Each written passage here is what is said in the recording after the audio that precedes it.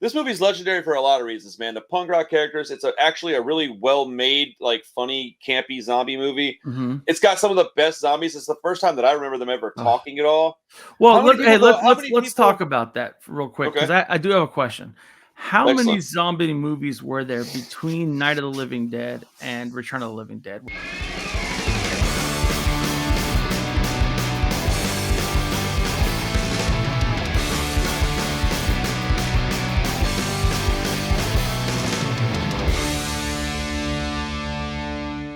What's up, everybody? How you doing? Welcome back to the Punk Rock Review Podcast. Man, I tell you what, bro, I'm so freaking pumped right now. This is my dude, Steven Farshid. This is a very good friend of mine. We met just kind of like at one of my stores that I owned, like, I don't know, what, 6-7 years ago now? Dude's been a long time, bro. Wow. Damn, I can't believe it's been that long. Yeah, and he just walked in and we're like, oh, we're friends. It was like you were actually a big time asshole, but that's why I loved you. I mean, dude, that's all there is to it. Man, like, I have refused service to people on a basis that, like, it's so frequent now. I love it. It's my favorite part of my job. And at my other job, like at my store, I like to do it because it's like, you know, if you come in here being a turd, you got to go. Yeah. But at Alamo, it's like the best shit in the world. Like, the one thing that they let me do there is like enforce our policies, because I absolutely hate it when people are rude. It ain't got nothing to do with the policies. It's like, hey, man, how you doing? Are you catching a movie? They're like, because I'm the bartender. So, like, if I have to do all this, I'm already irritated that I have to do this. Hey, how you doing? You catching a movie? And they're like, yeah, they do this thing to me. And I'm like, I got to see your ticket. And then now, bro, I would have said, all right, enjoy your movie, but you did this stuff to me. So now you got to stop and come back. And, oh, look, it's just so happens to be like the cutoff time. You got to go, buddy. Like, I mean, we don't say it like that. We do that. We do that whole smile and say some real rude shit to you. Like, yeah, dude, our very first interaction was me asking you for if you sold a certain comic book, and you said, no, I don't sell stupid shit here. That was, I mean, like, in all fairness, bro, like, oh, it was probably really stupid shit. I mean, that's all there's to it. Oh, man, that's funny, bro. So, all right, folks, tonight we're talking punk rock and horror movies are on a collision course for this one, man. We're talking about Return of the Living Dead, bro. So this is your first time seeing this?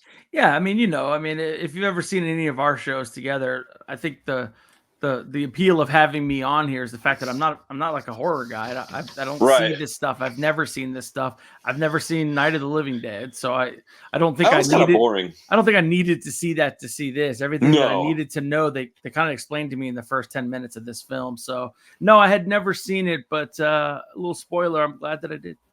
Dude, this movie. So I hadn't watched it in a hot minute, bro. And I turned it on with Carissa. We were just like sitting on the couch, and every 2 or 3 minutes, I was like, "I love this movie." And she's like, "Yeah, I know it's like midnight. Would you shut up?" I'm like, "I can't. This movie rules." And she's like, "No, I'm with Randall. I should know better. He's not gonna shut up." Bro, that's a factual statement. So it's billed as a horror comedy.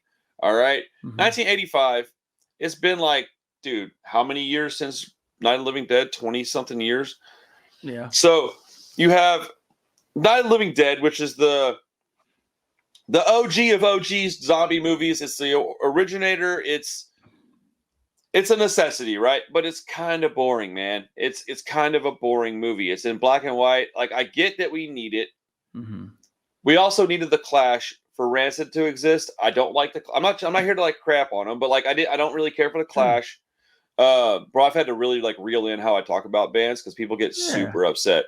People are like, "But that's my favorite band," and then they just start evacuating, blood cells, and they just start, Yeah, but it's your channel. Aren't you here to talk about what you like? You would think. I don't know. You would think, but that is not the case, sir. I have got to appease the mob. All right, guys, I'm sorry. I'm not worthy. Now, dude, my crowd is small but awesome, bro. I love my peoples, man. Appeasing the crowd does not sound like your style anyway. It is not my style. I had a whole conversation with a viewer the other day about this like rapper kid that he was like, "This guy sounds like a punk artist," and I was like, "How much you want to bet he doesn't?" And that's all and the guy's like, "No, seriously, like, listen to this like part of this Kanye West song," and I'm like, "My guy, like, you just said he sounds like a punk artist, but listen to this Kanye West beat. Like, just things are inherently different. Like, it's not even a bad. I didn't say good or bad. I said not punk rock." And he couldn't understand what I meant. We went back and forth. But I mean, in all fairness, I did give the guy some time. I was talking to him about it, and he was asking, like, so what makes something punk rock? I'm like, I don't even know how to explain that to you, bro. I was like, you hear it and you know it, and I just sent him a link to a few songs, like, here, this, and he's like, oh, I think I get it, and I was like, that's all I had to do was send you a link. Damn, I was yapping and shit. Like, you gotta admit though, there is some elements to Kanye's personality there that's very, very okay. punk rock. So Kanye West may be punk rock, but he doesn't make punk rock. Those are Agreed. two different things, man. That's the thing that I probably bicker about with people the most, is that you can be very punk rock and like, you know, style, ethos, attitude, all that stuff, and not be making punk rock music. And I don't know. It's such a stupid thing to argue about. I mean, there's so many rules in this thing that we do, so we don't have to obey rules. It's a good point. dumb. I love it, bro. Okay, so this movie starts off with, I don't know their names, okay? I've seen this movie 30 times, so I couldn't tell you the names of people. But that one guy, he's sitting in there like the office with his boss, right? It starts off with the guy. Crap, how does it start? No, it starts off at like the job. Yeah, the job site. The guy's first day at the job, yeah. And it's his first day, and it seems like it's the Friday before 4th of July at like 3 p.m. That does not seem like the ideal time to begin training somebody, I thought. You know what I mean? I mean, like, you're kind of checked out at that point. Bro, I'm checked out anyways, but yeah. I mean, like...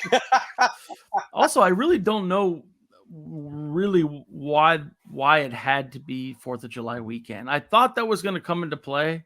Thought we were going to see some fireworks at some point, but that never does. So I think that back in the 80s and 90s, and now I'm just speculating, but I think that back then they had movies that if they could tie it into a holiday for any reason at all, it could come out around that holiday and be a bigger... that's just what I mean, somebody that's watching this may have a better idea as to why they did that. I mean, I'm not... Y'all are going to have a hard time deciphering when we're like joking around and when we're being serious, but like right now I'm just plainly stating that that's my speculation, is that so that's why they did stuff like that. No, it makes sense. I mean, you know, the audience for this type of movie is at the time, I mean, even now, is probably pretty limited. So if they can sucker in a few extra people that say, hey, it's 4th of July weekend, we're bored, we have the day off of work, let's go see a movie. They go see this one because somebody mentioned 4th of July in this movie. I don't know. You know, it's supposed to be like zombies attacking on the 4th of July. I mean, honestly, that gets me into the theater. I'm like, what? Let's go watch that. Oh, absolutely. 100. I'd go every July 4th if there was a new July 4th. It's like every time. It's like I get a choice between that or a Christopher Nolan movie, dude. Fucking, I'm going to the zombie flick, bro. Don't get me started on that. But yeah, I'm not a huge fan of people that like to smell their own farts. It's just not my style. It might be good, but like, just because you love your brand doesn't mean I have to sit in the movie theater and breathe it in the entire time. Bro. I'm just saying. I mean, genius. I'm sure he's a genius. He's made more films than I have. So Well, dude, so part of why I'm laughing is because that's just the most gnarly way to say that. But part of it's because on his other movie he did, what's that one he just did about the atomic bomb or whatever, right? Yeah, Oppenheimer. See, I can't even remember the name of that sorry ass movie. So, okay. So I have a a letterboxd account that I'm not very active on, but every now and then I get on there and I just like gaslighting people. Yeah. And so I have this. Like you. Yeah.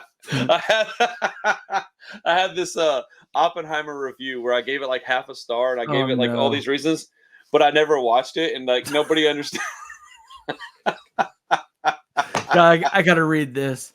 Bro, here, hold on. I'll just read it right now. Hold on, bro. Fuck it, dude. Yeah, because we're not talking about a movie or anything. Right now. Bro. Hold on, bro. Okay, I'll do it in a minute. I'll go. No, because like some people at work were like, "Hey, man, what's up? What's with the Oppenheimer beef?" And I was like, "A movie's terrible." They're like, "Dude, what'd you not like about it?" And I was able to convince everybody that I had seen it because I was able to just I know enough about movies and I know enough about Christopher Nolan and I know enough about the atomic bomb and Oppenheimer to know like how to just like, plus I read some reviews. So I was able to like bounce off of what these guys said, like things that they would say were positive. I was like, and then this and this and this. And like, you didn't like that? I'm like, no, it's trash, bro. Like, yeah, but Iron Man was in that movie, dude. Wait, Robert Downey Jr. was? Yes. I didn't know that. Is in that movie. Oh, that's funny, I bro. think he got an Oscar nomination for his role in that movie, which I thought was strange because it wasn't that big of a role. Dude, all those award shows are so stupid. They don't mean anything to me. Like you can just buy an award. It's like the Grammys, bro. Like I couldn't give any less of a shit about Grammys than I do now, outside the fact that somebody I love has a couple of them. Tim Armstrong's got a couple of Grammys. I mean, if somebody deserves it. If they deserve it, but oftentimes the guy that deserves it is the one that's looked over. It's the dudes that paid the most for the. Well, that's what I'm saying. If somebody deserves it, it's Tim Armstrong. Oh yeah, for sure. Well, he got one for working with Pink and doing that Trouble song, which sounds like a Rancid song, so I think that's kind of hilarious. And then he worked with Jimmy Cliff, reggae guy, and got a Grammy with him on. I think it's called like Rebirth or something. But yeah. So zombies and shit. Oh yeah, zombies. Yeah. So Buddy's like talking to his new boss about his boss is explaining stuff to him, and they're talking shit about these like they're basically explaining Night of the Living Dead. That's right. They were at the office at the very beginning of this movie. They're explaining the first movie about like kind of what happens, and this dude's kind of, which I appreciated as somebody that had never seen it before. I liked the fact that they actually tried to make that connection. I like that. Well, let me ask you this. I was of the mindset that was a really clever way of shoehorning that in there.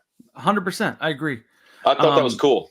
The whole job interview thing was, like I said, felt a little like weird and forced and out of place, but because it really didn't have anything to do with like, if they stayed in that facility the entire time, then I could understand it. But the only reason there was for the supposition to get you caught up to what happened in the first one and link the two. Sort of, but it did make sense because it's his first day, so he's like training. He's not really interviewing; he's training. He's in his his orientation, right? And so like those characters are important throughout the whole movie. So like the setting is important because of that. Now I do think it was a little long-winded. It could have been like a quick intro, like he's walking in, saying hello, and then they're stuck in this building. But they wanted to tell us what's going on. It's not perfect, but I like what they did with it. I was to be honest with you, I was very surprised that the first like zombie attack was over halfway through the movie. I thought that was strange. That's true.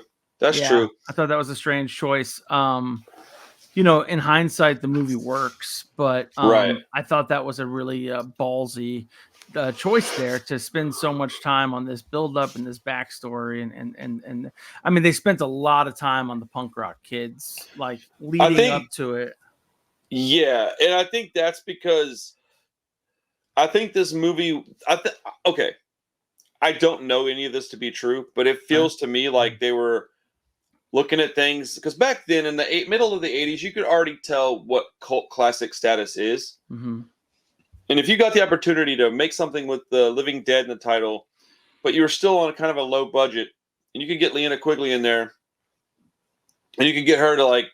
So I didn't know who that was, by the way. And yeah, because I'm not like I said, I'm not a horror guy, so I'm the only Scream queen that I know. I actually met her recently is Brinky Stevens because she was married to Dave Stevens, and that's the comic connection for me because I'm a Dave Stevens fan. But I don't really know much about Scream queens, but I learned it real quick from that scene there. Yeah. Well, so I think that they were just banking on the fact that if they had these characters in there, that honestly, those characters are more interesting than a zombie.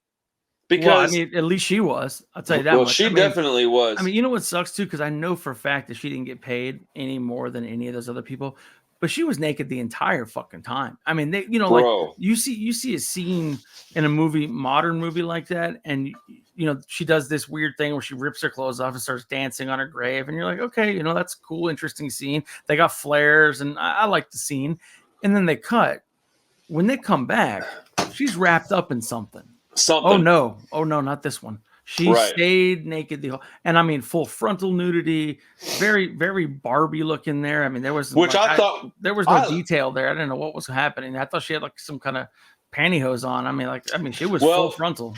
She was very freshly shaven, but obviously I was gonna say I liked what that happened in the movie, but of course, right? She's a super hot chick back then, right? But when I first saw this movie, I thought it was excellent because you never got full frontal nudity back then. It was always like a quick boob shot. So like this movie's legendary for a lot of reasons, man. The punk rock characters. It's actually a really well-made, like funny, campy zombie movie. Mm-hmm. It's got some of the best zombies. It's the first time that I remember them ever talking at all. Well, let's talk about that real quick, because I do have a question. How many zombie movies were there between Night of the Living Dead and Return of the Living Dead, would you say, if you had to guess? Not very many, if I had to guess, yeah, a handful. Not even. Okay, no. There was plenty. Really? Because 85, yeah, because the 70s had a lot of stuff. There was, I mean, I would say, you know what? I'm gonna Google that question and see if I can come up with an actual answer. Well, the reason I'm asking is because, okay, so obviously I'm not familiar with the horror genre, but I am familiar with the zombie genre because I am 45 years old, and therefore I was alive during this whole zombie explosion, and not just alive, but like an adult watching lots and lots and lots of zombie content over the last 20 years. So I'm very familiar with the genre. Now, it seems like in that time period that there is a set of rules for zombies. And one of the things is they don't speak. That's for damn sure. And then the only two differentiators, and people talk about it, is it fast zombies or slow zombies? That's the thing that I hear a lot when you talk about zombie movies. Okay. This surprised the shit out of me. Not only do we have fast zombies, we have thinking zombies, we have creative zombies, we have communicating zombies. Right. And not just like in saying what they want, just saying brains over and over again. They literally get on the microphone and says, "Send more police." You know what I mean? Like, oh, dude, that's one of the best parts of the whole movie. Well, okay. So, look, man, I'm a horror fan. I would even go as far as to say fanatic, but I don't know, like, facts and things like that. Like, I would venture to say there was quite a few zombie movies, but I think they were all pretty much up to this point slow, non-speaking, very much just zombies. What you think of as like a cartoon zombie, walk forward. But that's even more interesting because that means that they already had the genre that existed. This movie decided to break that wide open, come up with its own set of rules of how zombies were going to act, and then quickly the genre abandoned that again because I mean I don't know. Let's say there's 250 zombie movies out there that hit theaters or went to video. How many of them have talking, thinking, communicating? I mean, zombies? Even right now, it's still a small number. I mean, yeah, exactly. So I thought it was an extremely interesting choice because Night of the Living Dead, they were just they were just their hands through the walls and trying to get in the house. That was it, right? I said talking, I meant plotting. They were just like walking around like, just looking for people to eat. But and it's very slow too. Yeah, so I think that is this is a much campier route than the original. And comparing Night of the Living Dead to the Return of the Living Dead is kind of silly because it's almost like it said we're going to go for a parody. Well, almost. They're not. To my understanding, these aren't related movies. I don't think they're in the same family of movies. They weren't made by the same people. They were. Yeah, but they used the plot of that movie. They used the title. You know what, dude? You know what I'm saying? It is a direct sequel. Technically, I'm not saying they did it with permission. I'm not saying that the original team had anything to do with this one. But they made it a point to reference the original movie and make that the driving plot of this movie. So that's an important distinction here. My question is, why did they deviate with how far, like so far? I've never seen zombies act like this, me personally. Okay. So look, I watch a lot of movies like this. I haven't seen a ton of roles like this. There are some. The talking zombie is a sub genre though. Now, and like at this time of point in time, but back then it definitely wasn't. But it says here that it actually was of the Living Dead was part of a sequel to capitalize on the success of Night of the Living Dead. Of course, obviously, right. But that there was a novel written, and then this movie was just loosely adapted into a film. So I don't know where I heard that it wasn't related. So that's my fuck up. Sorry. Well, like I said, I mean, even in the beginning, the first 15 minutes, they spend time describing the situation that happened back in the day. I mean, whether it was the situation they used in the original movie or not. I don't know if they did chemicals. I don't know how that worked. They didn't even explain it. Did they in the first movie? I don't know. No. It was just Yeah. Well, now that I'm thinking about it, I had another Romero movie and Fulci's Zombie mixed up. That's the one that's the same title but not related. Okay. Anybody's out there pissed off at me, I just got the. How come they're always so pissed off at you? People get mad about everything, bro. If you don't know everything, you have no right to be on a platform. If you're not the best, why would I go on to an entertainment platform and get mad about things? I don't. Anyway, because you're a fucking loser. So anybody that's mad at me right now about that. I want to talk real quick about some things that I saw that I liked in the first half of the movie. First of all, two of them boobs? Oh God, I'm trying to be not the gross like old man here, but that was a fantastic situation. Let's just put it that way. Bro, and even when she was zombified, they left her naked. But yeah, dude, and I'm really glad. Well, she's notorious for being scantily clad in her films, but notorious at this point she wasn't. This was her first real shot. So, and she fucking went for it. And obviously, she really did go for it. Are the ones that were giving her this information. Sadly, there's no way she was paid any extra to anybody than anybody else in the film. But like, she just did it. I mean, she did it. And I applaud her, and I'm happy that she did it because it obviously launched her career. I was gonna say, so she wasn't paid any extra. I don't actually know if that's true or not. Likely it's true. Yeah. But out of all the people in the whole movie, she's the one that's talked about, brought up the most. She's the one that's remembered the most. She's probably the one that got the most roles from that. So like, she's also the most dynamic character. Forget about the nudity. She's sitting there she's talking about fantasizing about the way she wants to die, and it's a bunch of old men eating her. And it's like some of these zombies were from the 1800s. They don't get any older than that. Right. Yeah. She was very much. She well written, man. Like that character is the most intriguing person in the film. Other than maybe that general guy, and the only reason that he was intriguing is because you don't know much about who he is and why he's there. But outside of that, she was the most entertaining, most dynamic, like you said, the most intriguing. Her acting wasn't, I wouldn't call it like amazing, but it was fine, you know. But I felt like she was like the most punk rock person of everybody there too. Like even that guy leader, that was really. Yeah. You know what I'm saying? Even him was like almost like a satirical version of a punk rock person. You think this is a costume, man? Yeah. This is a way of life. That's exactly. So that's almost like a commentary on the punk rock scene, as opposed to somebody actually playing a punk rocker. Whereas she, in my opinion, embodied the whole punk rock, just like my freedom. I'm going to express myself. I don't give a fuck. You know what I mean? I would agree with that. I think that the group of misfits being very diversified, I think, is pretty accurate. Diversified? You mean not just ethically? Oh no, I just meant like there was like a nerdy guy. There was a cool black dude in there. There was like a girl that looked like Molly, like 16 Candles. Yeah, like the girl next door, and you had like the punk, the anarchist chick, the street punk guy. So it's a very diverse group of people, and that was very representative of the group of people that I grew up around. There was always the one guy that didn't quite fit in, but he was still very much into the music and the scene. So we had those people that were always around and hanging out with us. Our group of people was very eclectic like that. So, but yes, I do think that. I mean, that's what punk rock is: acceptance. Yes. Right? Like, well, we're all outsiders. No. I mean, at least that's the way it started. We're outsiders, and now we're together. That's the thing, is that we're all outsiders, but somebody that's not really an outsider that gets to go and just insert themselves in, that's where it becomes no. So it's very, very gray, blurry lines. But yeah, there are people that want to say there's no rules. That's so stupid. Of course, there are. There's rules with everything. But anyways, I do think it is a caricature of punk rock. That guy that was the main dude, first off, that guy, nobody behaved like that guy that I've ever met in my life. But we all talked like that privately. Man, like, this isn't how I just look, man. This is how but it wasn't all angry outside professing my punk rockness.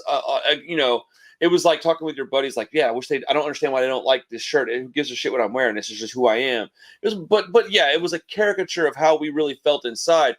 But that dude saying that, while silly, spoke volumes, dude, because that's exactly what all of us think. We may not say it like that and be all dramatic, but it's what we think. I don't know how else to say it, but that's exactly how I feel. So it's nice to hear somebody on the screen saying this at this point. While ridiculous, it is incredibly nice to see that and see somebody else representing us and going through the same struggles and the same mental struggles. And And transport yourself back to 1985 as well. At that time, Right. How many people in a movie? And I don't think this was a big production movie, but how many people in a movie that a lot of people saw had a character like that at that point in 1985? Yeah. Probably not very many. Not very many. You know who's also strong real to me, and I want to give him some credit, is the smaller punk guy, because he was my favorite. His whole attitude to me was like, cops have been kicking my ass since day one. And like, to me, that seems like something that has happened to every person that puts themselves in this type of subculture, is this general disdain or slash fear of authority and running into it constantly, getting your ass kicked. The fear of, he says, the cops say they're going to shoot me next time that I'm in this park. You know what I mean? And it's just like, just that. You're talking about little homie with the mohawk, right? The actual mohawk. Yes. I liked him because he represented what a real punk rocker might look like back then, with the mohawk and stuff, right? Like the girl with the red hair, the Lena Quigley, she looked pretty accurate, but like the leader guy didn't. The Rick James looking fella didn't really look like a real. I mean, maybe like an early '80s punker, maybe, I guess, but like I've never seen anybody look like that. But he definitely looked like Rick James got hit with a Sex Pistols bat and like just. Yeah, I don't know, but back in the early '80s, man, punk rock was still developing its own style, developing its own set of rules. Well, especially American punk rock. All of it was, man, because all of it started around the same time, late '70s. As a matter of fact, I would go as far as to say that American stuff started before the European stuff, but it was very different. Yeah, because the Ramones came out like 2 years before the Sex Pistols did, and like. You know, the Sex Pistols were like a manufactured band. They weren't even like naturally, they didn't like come together as friends and start a band. The Ramones did, you know what I'm saying? So like, but the UK punk was a lot more political than American stuff. Exactly. American stuff was so there's two different factions throughout punk rock. They blended together in the 80s and became just punk rock and not UK and Amerian punk. At least that's how I look at it. Well, when you're living under a monarchy, you're going to have hundreds and hundreds and even thousands of years of this oppression. Right. You know, and it's all it is wealth. I mean, of course, we live in a capitalist society here too, and the president, although different than a king, the symbol is all still the same. So I understand that, but like the mass accumulation of wealth at the cost of individual rights is what a monarchy really is. And if you're living under that system for all these years, and you grew up, and your parents grew up, and I think that the subculture of punk rock is almost just a natural evolution. You know what I mean? And that's why I mean, to me, that's why I without the education that you would have, or some of your followers or listeners would have, to me, I just feel like English, European punk rock is something that was an idea that was probably ingrained in them before American. It actually happened. Oh, yeah, exactly. Yeah, That's exactly what I'm saying. Before it actually became a visual thing with colorful we were two hair different. We were two different places and two different stages of our history, right? So the America, where we were like just rock and roll, as Rancid, so eloquently puts it in one of their songs, right? Over there, it was already, they were like hundreds and hundreds of years ahead of us in that bullshit. We were still fairly young. Like, we're still a fairly young country. We're the youngest country on the planet, aren't we? Or probably not true, but but like youngest first world country. Yeah, I guess. Yeah. That's kind of what I meant, Yeah. So, we were still, whatever the fuck first world means, by the way. Wealthier than Zimbabwe. Yeah, whatever. I just used a shortcut. It's a shitty shortcut, but that's what I used. Well, it is what it is, man. People that are upset by that or whatever, man. I don't care. It's ridiculous. It was more of a personal rebellion here. Like, man, screw you, my teachers, my parents, they all get on my nerves. I want to go rock and roll, man. Rock and roll. And in Europe, it was like,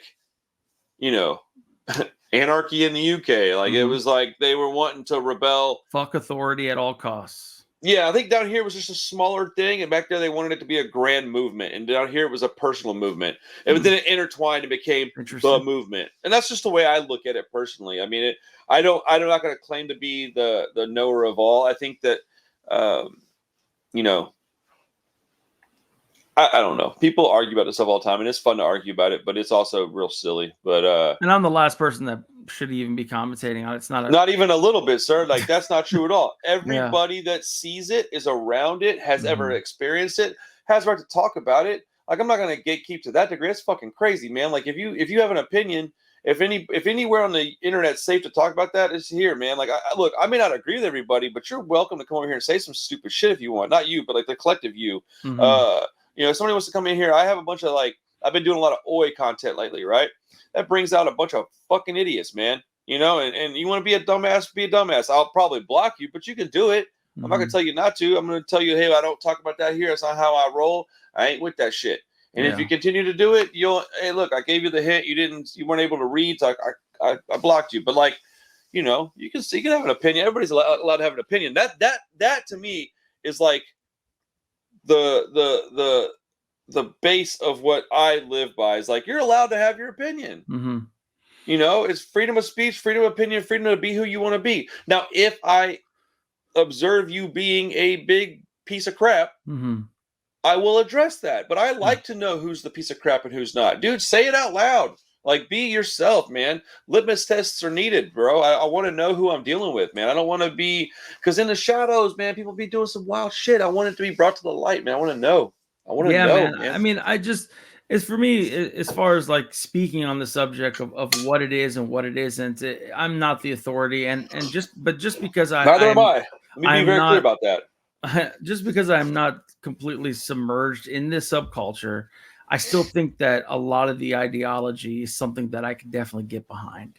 Right. I mean, I live a comfortable life, and I do like my life, but stepping on the necks of others to get to a better position in life is something I'll never ever get behind and never tolerate around me ever. That's it. First off, that's a beautiful thing to say. I firmly believe that. But like what I was gonna say was why do you think that we're friends, man? I can tell that. I don't associate with people that are just gross. Like, I just don't. I've had plenty of opportunities to be friends with people that could have gotten me things, gotten me money, gotten me somewhere in my career, whatever that might be. I chose not to. I don't want to be around people that are like that. And I know you don't think like that. You've earned everything you've gotten. I mean, you went through some rough shit a few years ago, man. I'm not going to get into details, but you went through some rough shit, man. I was there and saw that. I remember that. Yeah. I've been through plenty of rough things. I mean, you know, it's life. Life is tough for everybody, man. Just because somebody might have a little bit of cash now, you don't know what they did. As an example, I live pretty well, man. I got a nice place. I got 2 like brand new cars. I bought 2 brand new cars this year with my own money, right? Okay. Bro, it's crazy that I was able to do that. I mean, I didn't buy them cash. I'm financing them, but like, sure. 2023 and a 2024, I bought brand new, right? So if you just look at me from the outside, you're like, oh, this dude's middle-aged. He's got this nice car. It's not super nice, but it's nice. I like it. I'm proud of it, right? Good. Oh, he's got his own place, got his little business. Bro, you don't know what I've been through, man. My whole 20s, I was strung out, living in, like, places with holes in the floor, roommates I didn't even know their name. Like, you know, flop houses, dope houses, whatever you want to call them, bro. That's where I lived. My wife could tell you that. She was there. She took drop me off from work. And so, you know, there's very few people. My point is that you got where you're at from your hard work. Nobody helped you get, or maybe not helped you, but nobody gave you that. I will say this about you, Randall, and I'm sure it's people that follow you understand it, but the definition of hard work is obviously different for everybody. Hard work could be physical work. Some hard work could be things that involve lots of brain power, and I haven't seen very many people that have come through what you've come through and work as hard as you do to get where you're at, and you never stop. Like, here I am 7-8 years later after meeting you, and it's this, you're the same fucking guy, you're the same dude doing the same damn thing, but it just clicks, and it takes time, and look where you're at, man. And it does take time. It does. I mean, for some people they get it like this, but me and you were not those kind of people. So no, I'll tell you the word. There's one word that makes all of this stuff possible. Mm-hmm. I'll give you one guess. What do you think the word is? Because when I tell you, you're gonna go, "Oh, of course." Perseverance. Fucking close, man. Resilience. Okay. Resilience. Right. perseverance may as well be the same word, man. They're very similar in definition, right? To you have to be resilient to persevere, right? Like so that's the thing is like most people give up so fast, dude. Yeah. Like I'm not even talking shit. I feel bad for them, man. Like I have lost everything in my life multiple times, bro. Mm-hmm. That is more reason to not give up. Now I don't have the same attachment.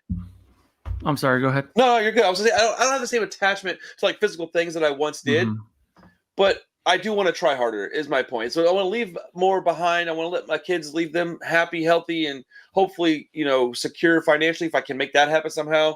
But I want to leave behind a legacy where people go, "Oh no, man, Bricken's dad was cool. I knew him. He was a nice dude.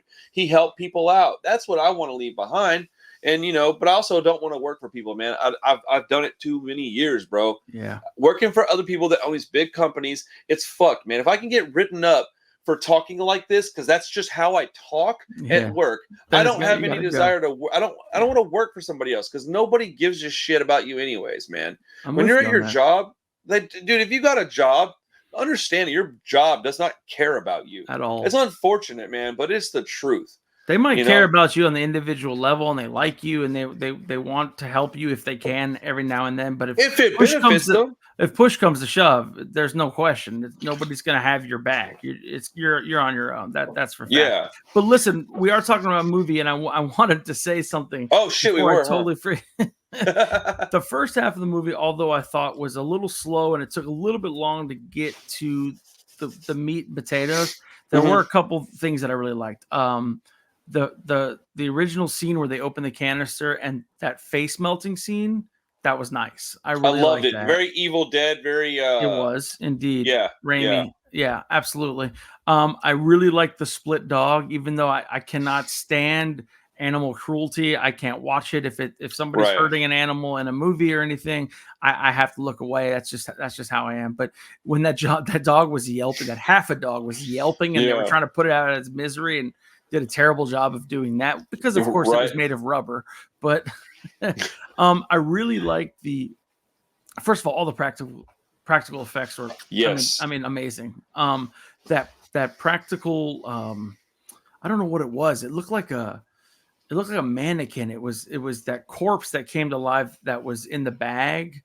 It was like the fresh cadaver that came out and just straight up attacked the dude, just naked, hairless man. Well, it was like they did a really good job filming that because it was a bunch of different things, dude. It was probably part mannequin, part real person. Yeah. Because they were doing really good with the editing. Like you could never really tell where the fake started and the real began, and the real ended, and the fake started. It's like the shaky cam kind of things that they do a lot of times, but they don't have budget to. Yeah, well, they did this one really well, though. Like, it was hard to figure out where it was what, right?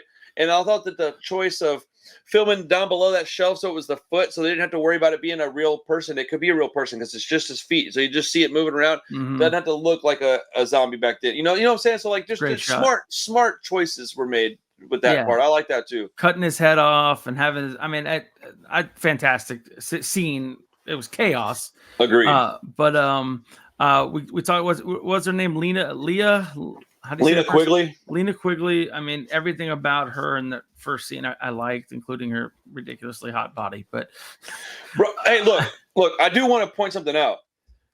There is a standard that was held back in the 80s that is not held anymore.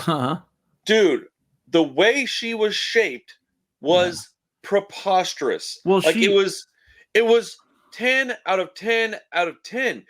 Back then, girls had flat butts. She did not have a flat butt. It wasn't like ginormous, but it wasn't flat. She was shaped like. But she also bravo to her, man. She also did the thing that Instagram and TikTok girls do, these days with the arch, and you know what I'm saying? You can look at the same woman and be like, oh, she doesn't have much of a butt, and then all she has to do is a little pop out, and then it's like boom, it's there. And like she did that already in that scene where she was walking towards the dude when she was already a zombie, and that walk she was doing, it's called the saunter, bro. The saunter. But I mean, like, how many people in 1985 kind of had that perfected? And probably ones we didn't know about, but like as far as famous people, bro, that wasn't. She was using sex appeal. She was.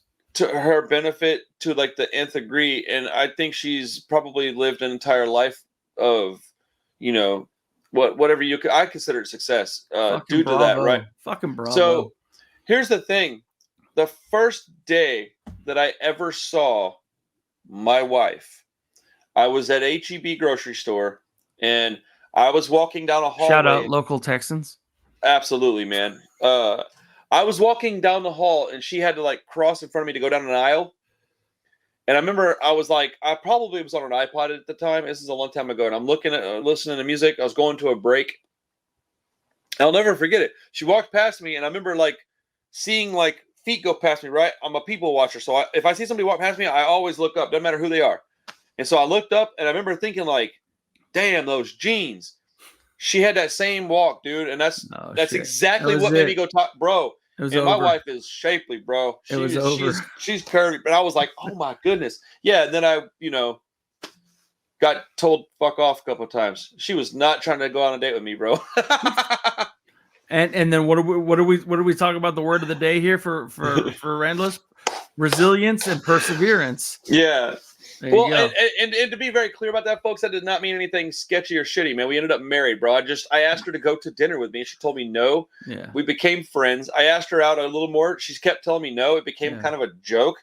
And then I found out later it's because she's like, I had a boyfriend, but it wasn't your business. And I'm like, damn, bro, I like that. Good answer. Oh, my wife's a tough chick, man. She's good people, man. I love her to death. She's great. And last thing is the mortician. The guy from I recognize him from Weekend at Bernie's. That's the only place I know him from. Yes! He was like the guy that was sent to kill Bernie, even though Bernie was already dead, obviously. And he shoots him a bunch of times, and then he looked way different in this, though. Yeah, he had like the Eminem, like bleached hair. Yeah, the bleached hair. Yeah. But anyway, that's my first half of the movie I really liked, and then I have to say my favorite part of the movie, hands down, the part that made me stop. At first, I was like, man, this is an interesting choice. I've seen great reviews, cult classic, all that stuff. And I say, so far, I'm not seeing anything that's like super like different and standouty than other things. And then I saw the first zombie reveal, and I said, okay, this is what's happening, because that was fucking awesome. That first zombie was awesome. I used to walk around going, breaks, to my kids when they were little, and they never knew why. So the first time that they watched part of this, I had to stop letting them watch it. I had to like basically fast forward through crap. I had forgotten how much nudity was in this movie. I thought when I was letting them watch part of it with me, I was thinking like, oh yeah, she danced, and then like that was that. Sure, sort of, but she didn't ever put clothes on. So basically, I've accidentally let my kids watch a lot of horrible movies. Dude, I had no idea Conan had so much nudity in it, and I was like, oh, I had no idea about that though. I didn't even know. Arnold was a fucking savage, bro. Anyways, yeah, the zombies in this movie are crazy. My ADHD is fucking me up today, bro. I got you. It's like cat. But the zombies in this are outstanding, bro. I like the one. It's very simple.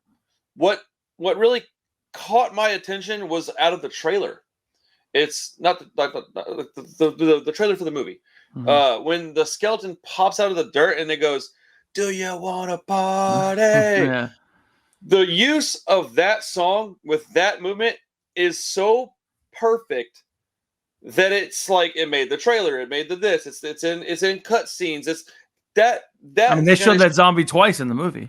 Yes. Yeah. The exact same thing. The exact same thing twice. And it's like because it was that cool, and it's like that's the aura of this movie to me. It's cool, man. It's cool zombies doing cool shit. It was also bright, it's loud.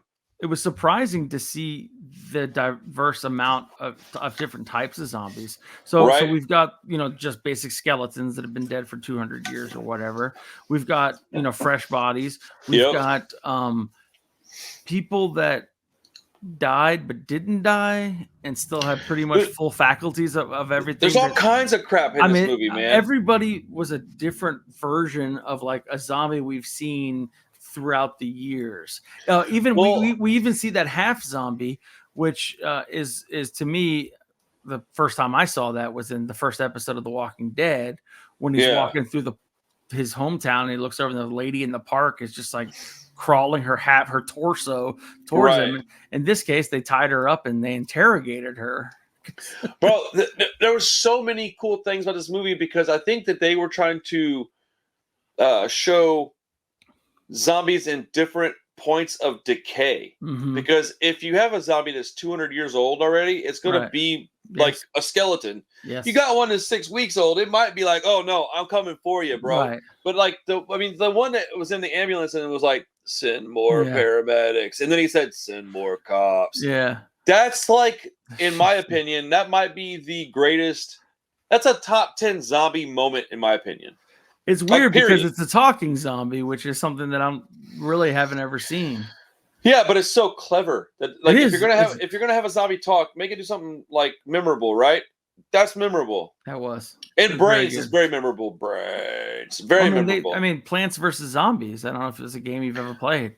No, but I've heard that. My kids played, I think. I mean, it's literally the entire time that you're playing that game and the zombies are slow walking across the lawn. They're saying brains, like verbatim, really? Like exactly the way they said it. That's awesome. So obviously this movie launched some things. Oh, dude. So many things were like birthed in this 90-minute movie. Yeah. I mean, I watched it with my wife, which is not something that we typically do, is watch campy horror. We actually looked at each other like 25 minutes into the movie and like, hey, is this supposed to be funny? Is this supposed to be like whatever? And then when I realized silly, the soundtrack that kicked in during slightly serious scenes, that's when I realized, okay, so it's just camp comedy horror stuff, which probably is, if I have to pick a favorite horror genre, that probably is it. Well, this kind of movie, if you didn't have this, stuff like Zombieland wouldn't even exist. Agreed. This movie is the way movies like that are created. But I think that there's a bazillion things in this movie that you could point at as really important parts. The only part I didn't really care for was the end. And I think I'm just kind of like, it depends on the day. Like, I think it wasn't a bad ending, but I just the end with launching the end. And I think, okay, yeah, but like the way they ended the whole movie, like, I think part of it is that normally I want a movie to be as short and compact as I could possibly get it.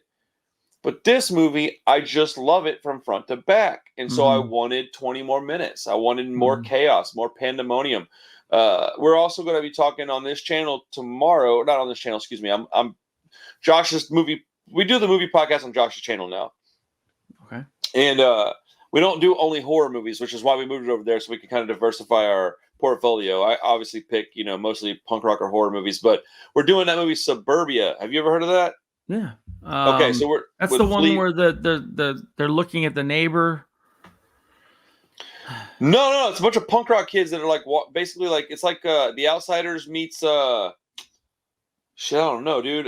Wait, what year is this? Like 1980 something. Oh, okay. So it's the same lady that did The Decline of Western Civilization made a movie called Suburbia. There was a reason I was mentioning that. I can't remember what the reason was now. Anyways, because you're watching it. Yeah, but so this movie felt like a combination of Assault on Precinct 13. Oh. And probably Night of the Living Dead, like a zombie attack movie, but then Assault, because they were like all bogged down in this thing, and it kept getting more closed in as the movie went on, and that felt when all the cops showed up, bro. I laughed out loud probably 4 times, and probably my biggest caught off guard laugh out loud was when the row of cops were coming in this narrow pathway, and they all stopped because there was a guy directing traffic in a cop uniform, but he was a zombie. So, which you don't really realize to the last second. And then they just go, oh, just attack every car at once. Dude, the zombies outsmarted everybody in this movie, man. They did. They got everybody. I was caught off on because like I said, I have never seen that style of zombie ever. I thought it's great, man. I do think this is probably top 5 zombie film ever made, maybe top 3, as far top as 5. Importance or your enjoyment? Importance and enjoyment. I can see importance for sure. Okay, yeah, enjoyment. This is like my personal. This is top 5, easy. Interesting. Yeah, easy. Yeah. Like, have you seen Fulci's Zombie 2, whatever, is fantastic. There's a zombie fights a shark underwater. Oh yes. Oh, dude, yes. We might talk. Let's talk that one of these days, man. Okay. I'm in. It's but I also really like one called One Cut of the Dead. Oh, I've seen One Cut of the Dead. It's it's Korean or it's a Korean. Yeah. I think it's Korean. One or the other. Fantastic. So they're remaking it in American, which I'm super pissed about. And I said American, not English. It's American. It's gonna be stupid, probably. Probably. But One Cut of the Dead is that's a top 5. Dude, when you saw Train that to movie, Busan too. I mean, while we're talking about Asian, yeah, I mean, I wouldn't call it my top 5, but no, certainly not. But I thought that it was my first introduction, obviously, to I feel like Train to Busan was like kind of like the renaissance for me personally for South Korean film, and then they went on a fucking tear for the next 5 years. South Korea. I mean, shit, they won an Oscar award. I mean, for Parasite, which I did not understand it. My wife absolutely loves that movie. I do not understand it. The only part of that movie I like. 10 out of 10, perfect movie. There's nothing about that movie. I don't know why. I cannot. That's wild, bro. I am too stupid to understand it. The only part that I love is when the guy comes running out and he goes, "Respect" at the party. That's my favorite part of the movie, but that was it. Bro, that movie is amazing, brilliant, dude. Yeah. That movie, my wife agrees with you. I laughed and I cried and I got excited. Dude, that movie was amazing. And dude, there's like 7 or 8 different things that caught me completely off guard in that movie, and that is hard to do. I was probably napping during those scenes. That's probably why. I'm sorry. Well, I wish I got it. See, what other zombie movies are this important to me, man? Because like zombie as a subgenre isn't like my favorite. I like monster movies. Slashers are my favorite. Yeah. Zombie movies dude, this might be my favorite zombie movie actually. Wow. What other zombie movies? I like Zombieland, obviously. I think that the opening credits of Zombieland, the opening scene is probably top 10 Zombieland's up there. Zombie related scene where he's describing the rules of killing zombies and what's important to survive. Like that's genius, and I love the way it was shot and everything about that. I'm gonna look this up real quick. This top zombie movies. Let's see what I can find. Warm Bodies is. What about Dawn of the Dead? What about any of those? Well, the remake of Dawn of the Dead is, in my opinion, far superior to the original. Okay. And I would say that's probably my top 10, top 5, maybe. Listen, I'm trying to find. Oh, Reanimator. I guess if that's a zombie movie, that's probably my favorite. Yeah. Have you seen Reanimator? Yes, but not as like an adult. Oh shit, we need to watch that one together too. Have you heard of one called Dead Snow? That's the one with the Nazis? Yeah, I think I have. I've got both of those movies. I have seen it. That movie's amazing. Let's see. Yeah, Zombie 2 would be Lucio Fulci's Zombie 2. Let's see. Dead Alive. Is that a zombie movie? Some of these I don't really feel like they're zombie movies. I guess they are though. Zombieland's definitely got to be up there, I think. I mean, is Evil Dead a zombie movie? No. Some people call it a zombie movie. Yeah, but it's more demons. What would you call them? Oh shit, Shaun of the Dead. Yeah, that's a pretty great movie. Fantastic. That one, like, even when I don't want to watch it, I can still put it on and watch it. Like, it's one of those timeless, like, it's just a bad mamma jamma. Good movie. Okay, do we rate these on this channel? Well, so we don't have to rate it necessarily, but I do want to know, how did you feel about the movie? I loved it. It was great. Yeah. Once I actually figured out what was happening and we got into it, I thought that there was a little bit too much like screaming, like crying type screaming that was kind of distracting. Like it was a lot of like, there was a lot of emotional, but in that scenario though, we would all be whimpering and whining and slobbering. You know what's funny? Like as I was thinking about how annoying it was to like listen to these two dudes, the younger dude and the older dude that was getting sick, and like obviously in thinking about the amount of pain you would be in if rigor mortis was setting as you were alive. That's sick though. But those, dude. Sorry, no, continue your thought. No, that's it. I want to hear you. Go ahead. Well, I was gonna say, like, that's a part of the movie. We need to pay a little more attention to that. How cool was it that they had somebody turn into a zombie over the course of the whole movie? It's good. And like while they're alive, they're turning into a zombie. There's a lot of stuff about this movie. I wish I'd have taken better notes. Next time we do this, I'll actually like take physical notes because I need to do that. But yeah, Yeah, I mean, you see the scene where the older gentleman, I think it's Freddie, possibly, is because she stays behind with the younger guy, and the older guy's kind of laying off in the foreground, and his wrists are already locked up, and he's just like, ah, like screaming, crying, and I'm like, I can't even imagine, because even as they like moved them, they were in pain. Remember? Yeah, because remember the one thing that old girl was saying was that rain made her skin hurt. Mm-hmm. So what about when old dude goes in there? I think one of the most impactful scenes is when he's in the furnace room and you're like, oh, he's about to kill himself. He knows the only way to do this is to do it in there. And he pulls off his wedding band and he kisses it and he drops it on that thing. I like, as campy as this movie is, dude, that'll make somebody like me straight tear up, bro, because my wife is the most important person on this planet to me, outside of my children, obviously, right? Yeah, because even in the scene, a couple scenes before that, he says, I need to call my wife, just randomly out of nowhere. I told Crystal when we were watching, I said, can you imagine that? And she's like, that's insane. I'm like, dude, I can't, like, I'm dying right now, and it's unstoppable. It can't be fixed. I'm turning into a freaking zombie. Like, bro, what a powerful scene. The only thing about that scene is I thought it was miscut. I thought that where he puts himself in the furnace. Yes, I think that it needed to be before the scene where the younger guy went full zombie and went crazy, because when he makes that transition, you already assume the other guy makes the transition. But even though the guy has, because even in that scene where the guy gets up and attacks them, the older gentleman also gets up. So you're also assuming that they're both going to go on this rampage. Right. Yeah, but then the next thing you see him in, he was just like relatively rational and got down on his knees and prayed. I think that if he drug himself up while he was still going through the transition before he fully switched over, for the other guy fully switched over, then I thought that would have been more impactful. That's just my only criticism about that. I agree with that. I do. It seemed out of place. The editing was a little bad in that respect, but this movie is endlessly rewatchable. It's got so many quotable things. It's got unforgettable characters. I think that the lighting was perfect because it showed you everything. A lot of these movies hide a bunch of shit in the dark.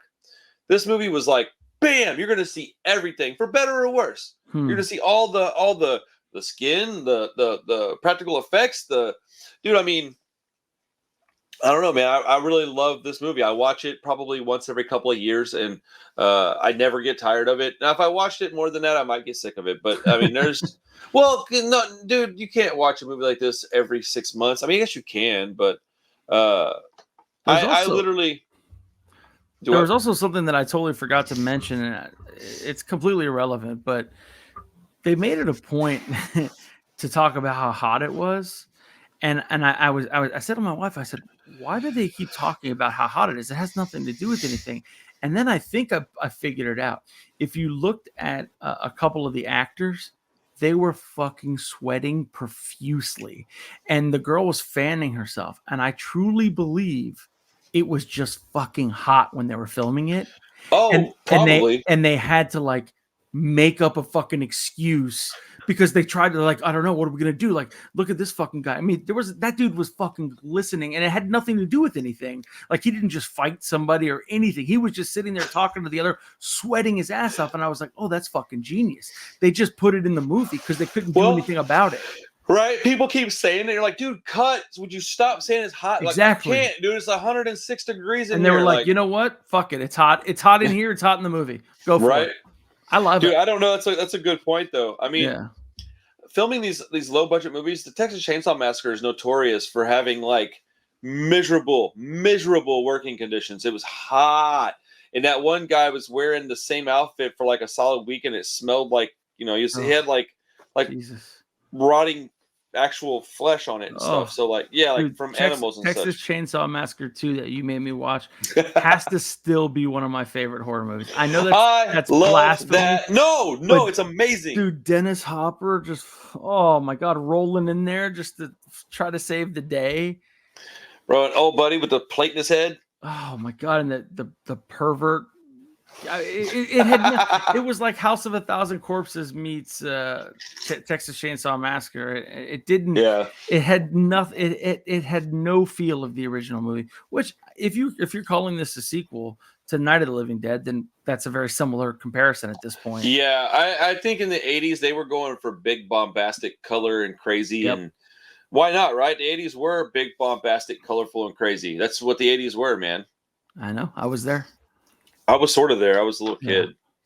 But I mean, this movie is one that the music in it, the look, like, yeah, that guy saying that silly shit about the costume thing, while corny and cheesy. If anybody's watching this still after an hour, I mean, some people don't make it the full time. Well, I don't blame whatever. them. You know, listening to me yap for an hour, good Yeah. grief. That soundbite is used in literally hundreds of punk rock albums. So as silly as it was, it clearly meant something. You know, it is. My brain is in an algorithm now, apparently, just from being on social media. But when I saw that scene, I was like, "Oh, I'm surprised I haven't seen anybody use that to cut into like a meme or something," because that was that memorable and like that ridiculous. I think it's been a meme before. Then I was gonna say that is definitely meme worthy. Yeah. I mean, that's the kind That's of who stuff I am. Right? It's a way of life. Awesome. Fucking awesome, bro. The movie was so fun, man. Suburbia. I can't wait to talk to my buddies about it because I'd forgotten how raw and rough that movie is. There is some gnarly shit in that movie, bro. The ending of that movie is fucking nuts. And it's simple, dude. It's a real simple thing. I'm not gonna tell you what it is, but it's simple and it is effective, dude. Like when it happened, I just watched Carissa go. Is it gonna make me sick? Because sick? No, you might get a little teary-eyed. Oh, okay, good. I don't like seeing. I don't know why, but I can't. Especially if like the bad guy wins the whole time, and fuck it makes me like fucking. Nauseous. It's not nothing like that. But dude, I love it when the bad guy wins because I feel like it's more realistic. Mm-hmm. I'm a good guy proponent. Like I like the good guys, but like I like Devil's Rejects more than I like House of a Thousand Corpses because they kind of get fucked up in that movie, right? Which I like. Well, I mean, obviously, I'm a hero kind of guy. My kid is named after Spider-Man. I mean, I would have named him after Doc Ock or something if I wanted to be a villain. But, dude, you should see my kids now, bro. Bricken is almost as tall as me. Jesus, dude, Charlie is a full-on like 9 and almost 10 years old. Parker's 3, walking, talking. Yeah, it's wild, bro. Dude, I gotta come down and visit, man. Oh, you can stay here if you need to. I gotta come down, man. I was actually thinking about going to Bedrock City Comic-Con in October. Wait, Bedrock City's doing a Comic-Con? Richard, I ran into Richard, the owner. Yeah. And at the Heroes Con, and he said, "Come on down, dude. I got you." And I was like, "I'm thinking about doing it." Well, first off, if you come down, we have got to go get some pizza. Like I'm on this diet, I am saving up calories so I can go get some pizza with you, my man. Man, what's the name of that place? I love that pizza. Oh, that shit was good, bro. Dude. I still every now and then get to go have some, man, and I'm like, oh, this is so good. That shit's so good, dude. You've completely changed the way I eat my pizza, though. I haven't been able to eat it like any other way without the stuff, salt, pepper. Cheese, all of it. I fucking ruined it. I gotta make it a little spiced up, man. I salt my pizza. I know that's probably terrible, but I it's have super to, healthy. Little Caesars actually started that for me in high school. They had something called Zing packs, which you say, hey, throw some Zing packs in there, and it basically was a spice packet, salt, pepper. Red pepper flakes and stuff, and I mean that just elevated. You're eating cardboard with government grade mozzarella cheese on it. If you put a little flavor on it, your mind gets blown. So I was hooked after that. That's awesome, dude. Randall, it was so freaking good to talk to you, man. Fuck yeah, dude. I love you, bro. I miss you so much, man. I can't wait to see you in person again. So damn proud of you. Thank you, brother. I mean, I've still got a long way to go, man. Have you seen? I can still be proud of where you're at right now, can't I? Absolutely. I appreciate that. It keeps me moving, man. Have you seen any of the little mini documentary things that I've done? I did. I saw the Armstrong. Okay, cool. What'd you think about that? Oh, it's fantastic. I love the tone of it. I love it's not super hypey. It's just here are the facts. Yeah, it's just information. You know but what I'm I saying? think that's the direction I'm going, like I love full it. force. I'm going that direction. I was just curious. I love it. I thought it What was is your very well schedule edited. like? Dude, that is hard to do. That takes a long time, man. Yeah, I can anybody that imagine. like edits video for a living, bro, dude, hats off to you, man. That is tough work. And I don't even think that mine's particularly that good. What you have? Maybe a month from now, you got some time. You want to do another one? All you got to do is give me like 5 to 6 days heads up, and I'll make it Perfect.